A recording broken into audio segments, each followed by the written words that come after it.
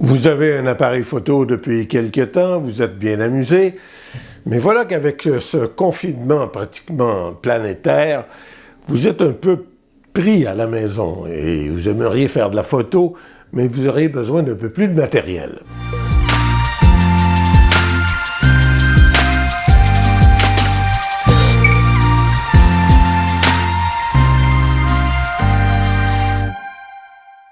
Bonjour, ici Jean Doyon.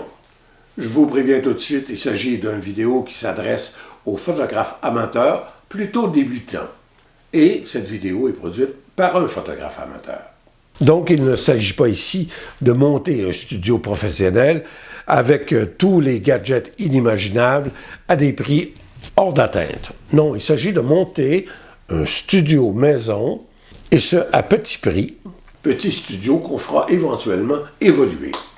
Aussi, avec à l'esprit l'achat local, même si au Québec, on ne produit pas de matériel photographique, il y a quand même des centaines de personnes qui gagnent leur vie en vendant des produits de la photographie. Il y a au Québec, et dans la région de Montréal surtout, que je connais, plusieurs boutiques. Je vous les nomme tout de suite. D'abord, il y a Gosselin Photo qui sont installés à Québec, Trois-Rivières, Laval et sur la rive sud de Montréal, à Brossard, au 10-30. Il y a aussi Photoservice dans le Vieux-Montréal. Il y a Lozo sur la Plaza Saint-Hubert. Camtech, 2 boutiques dans le Vieux-Montréal. Royal Photo à Montréal. L'Or Photo à Saint-Jean-sur-Richelieu. Et Pro Photo Gear à Ville-Saint-Laurent, près de l'aéroport. Toutes ces boutiques sont dotées d'un site transactionnel, donc vous pouvez, même aujourd'hui, acheter vos produits et commencer à travailler avec votre studio maison. Et tous les liens vers les sites web de ces boutiques sont dans la description ci-dessous. Le premier objet qu'il faut penser à se procurer, c'est un trépied, évidemment. Alors, parce que le trépied est utile dans plusieurs circonstances. On pense à de longues expositions, par exemple, si vous voulez photographier des chutes, donner une impression laiteuse à votre eau, etc. Faire du time-lapse, faire du light painting, photographier des objets, faire de l'autoportrait. Bref, un trépied, on s'en sert très, très souvent et c'est très utile. Alors, il faut compter environ 250 $, 250 $ pour un trépied digne de ce nom, qui ne sera pas le plus robuste, parce qu'il y a certains trépieds qui atteignent des prix absolument faramineux, au-dessus de 1000 $. Mais pour 200-250 $, vous aurez même un trépied très correct, avec un étui de transport, ce qui est extrêmement pratique lorsqu'on voyage. Pour faire de la photo à l'intérieur, ce qu'on a besoin, c'est d'éclairage. Évidemment, il y a l'éclairage continu ou l'éclairage au flash. On va parler aujourd'hui surtout de l'éclairage au flash. Un flash comme celui-ci coûte moins de 100 $. Il est puissant, il est assez robuste. Il y a les produits Godox, et il y a aussi les Yugno. Si on veut un flash TTL, c'est-à-dire cette fonction qui permet au flash de déterminer lui-même la quantité de lumière nécessaire pour éclairer le sujet, il faudra compter 125-140 $. Si vous n'avez qu'un seul flash, évidemment, vous pouvez l'utiliser directement sur l'appareil, ou encore d'utiliser le petit flash incorporé de votre appareil pour déclencher celui-ci qui sera ailleurs dans la pièce, à distance, donc il sera déporté. Et voilà, le tour est joué.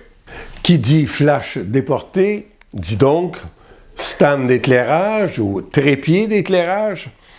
Alors, vous allez payer un petit stand comme celui-ci, d'entrée de gamme, correct, à peu près une quarantaine de $, et ça vous prend aussi un support pour le flash que vous mettez ici, simplement comme ça. Et votre flash attaché ici. Un support pour le flash comme ça va coûter une vingtaine de $, à peu près. Donc, vous pourrez à ce moment-là utiliser votre flash à l'endroit que vous voulez dans la pièce. Une fois que votre flash est déporté, vous avez besoin d'accessoires pour modifier la lumière. Il y a toutes sortes d'accessoires.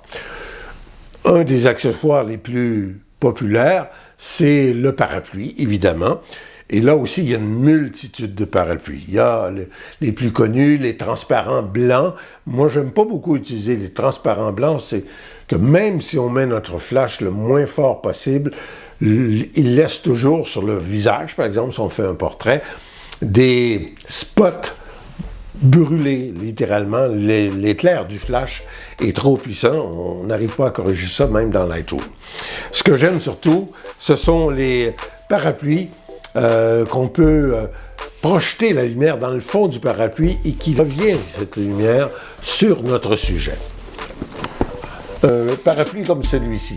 Donc, le flash projette sa lumière ici et cette lumière revient sur le sujet. Ça donne une lumière très intéressante. Si jamais vous voulez aussi un parapluie blanc dans ce type de parapluie, c'est que on peut enlever le dossier noir comme ça ici, quand on le ferme, comme ça, et ça fait un parapluie blanc, donc c'est intéressant et à utiliser de différentes façons. Mais mon parapluie que je préfère, c'est le parapluie softbox.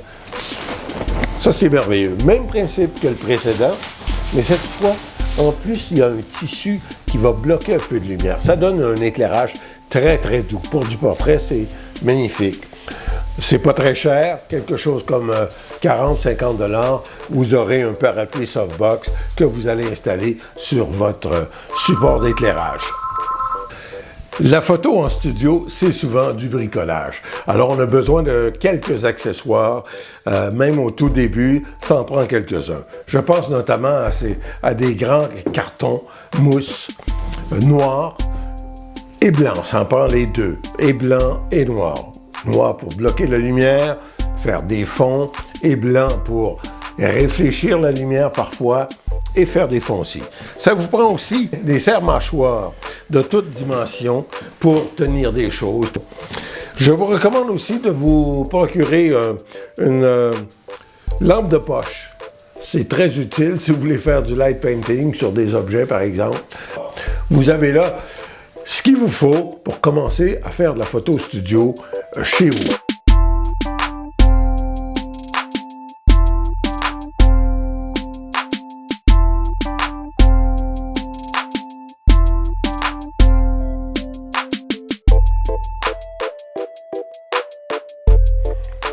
En plus, si vous êtes limité sur le plan de l'espace, un tel studio, vous pouvez le ranger et mettre ça dans le fond d'un garde-robe, ça ne prend pas beaucoup de place.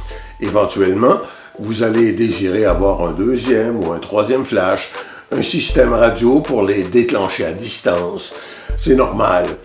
Si constituer un studio, ça vous intéresse, je vous invite à regarder 2 autres de mes vidéos qui peuvent vous éclairer un petit peu, notamment celui que j'ai fait sur les flashs et la transmission radio, et aussi, si en photo, vous êtes un acheteur compulsif. Parce que l'idée de faire cette vidéo, c'était de vous éviter de faire des achats inutiles, c'est-à-dire des achats de gadgets qui semblent séduisants, mais que finalement, on n'utilise pratiquement jamais. Là-dessus, je vous invite à vous abonner, laissez-moi un pouce, et je vous dis à la prochaine.